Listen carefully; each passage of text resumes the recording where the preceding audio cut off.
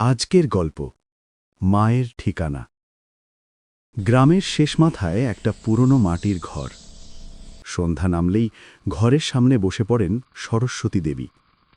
চোখ দুটো ঝাপসা হয়ে এসেছে, তবু রাস্তার দিকে তাকিয়ে থাকা থামে না। এই রাস্তা দিয়েই একদিন ফিরে আসবে তার ছেলে অমল।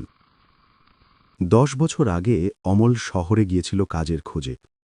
যাওয়ার সময় মায়ের পায়ে হাত রেখে বলেছিল, মা, একটু দাঁড়া, কাজ পেলে তাড়াতাড়ি ফিরে আসব। কিন্তু আর ফেরা হয়নি। শহরে এক ভয়াবহ দুর্ঘটনায় অমল গুরুতর আহত হয়। মাথায় আঘাত লাগায় তার স্মৃতি পুরোপুরি হারিয়ে যায়। নিজের নামও মনে থাকে না। হাসপাতাল থেকে ছাড়া পাওয়ার পর সে রাস্তায় রাস্তায় ঘুরে বেড়ায়। কিছু মানুষ তাকে খেতে দেয়, কিছু তাড়িয়ে দেয়। এভাবেই কয়েক বছর কেটে যায়, ভিক্ষা করে না জানা জীবনে।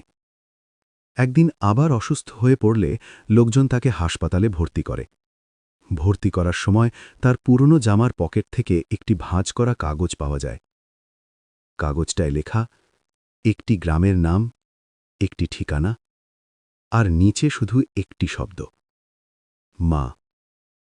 হাসপাতালের সমাজকর্মী লোকটি কাগজটা বহুক্ষণ হাতে নিয়ে থাকেন। তিনি বুঝতে পারেন এই ঠিকানার সঙ্গেই হয়তো ছেলেটার জীবন জড়িয়ে আছে। কিন্তু অমলের তখনও হাঁটার শক্তি নেই, স্মৃতিও পুরো ফেরেনি। তাই সমাজকর্মী সিদ্ধান্ত নেন আগে তিনি নিজেই ঠিকানাটা যাচাই করবেন।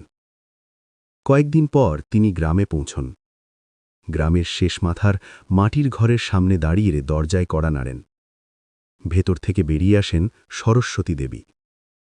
লোকটি ধীরে করে বলেন, মা, এই ঠিকানাটা একজন রোগীর পকেটে পাওয়া গেছে। সে এখন হাসপাতালে আছে। আমরা নিশ্চিত না, কিন্তু সে হয়তো আপনার ছেলে। মায়ের হাত থেকে কাগজটা পুড়ে যায়, গলা কাঁপতে থাকে।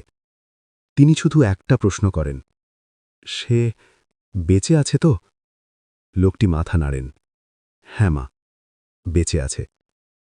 এই কথাটুকুই সরস্বতী দেবীর জন্যে যথেষ্ট ছিল। 2 দিন পর হাসপাতালের গাড়ি গ্রামে আসে। লোকেরা জড়ো হয়। গাড়ি থেকে ধীরে ধীরে নামানো হয় এক দুর্বল যুবককে। চুল বড়, মুখে ক্লান্তি, চোখে শূন্যতা। মা ছেলেটার মুখের দিকে তাকিয়ে থাকেন অনেকক্ষণ। চেনা মুখ নয়, তবু বুকের ভেতরটা কেন জানি ফেটে যেতে চায়। তিনি কাছে যান, কাঁপা হাতে ছেলেটার গালে হাত রাখেন।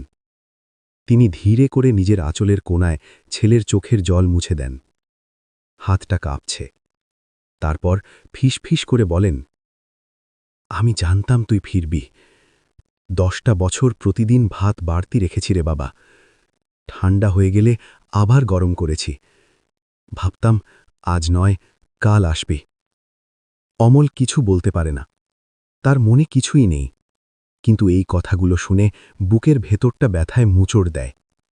মা ছেলে তার কপালে কপাল ঠেকিয়ে বলেন, মনে না থাকলেও ভয় নেই, মা তোকে আবার চিনিয়ে নেবে। তুই শুধু বেঁচে থাক, এটাই আমার সবচেয়ে বড় পাওয়া। মা ছেলেটাকে বুকে টেনে নেন। কাঁধ ভিজে যায় চোখের জলে। সেই রাতে গ্রামের শেষ মাথার ঘরে প্রথমবার আর বাড়তি ভাত পড়ে থাকে না। কারণ অপেক্ষা আর নেই, শুধু নীরব কৃতজ্ঞতা। গল্পটি এখানেই শেষ। গল্পটি ভালো লাগলে অবশ্যই একটি লাইক করবেন। এমন আরও mystery story, emotional love story, thriller tales গল্প পেতে চ্যানেলটি সাবস্ক্রাইব করে রাখুন। আপনাদের মতামত আমাদের কাছে খুবই গুরুত্বপূর্ণ। কমেন্টে জানিয়ে দিন আজকের গল্পটি কেমন লাগলো।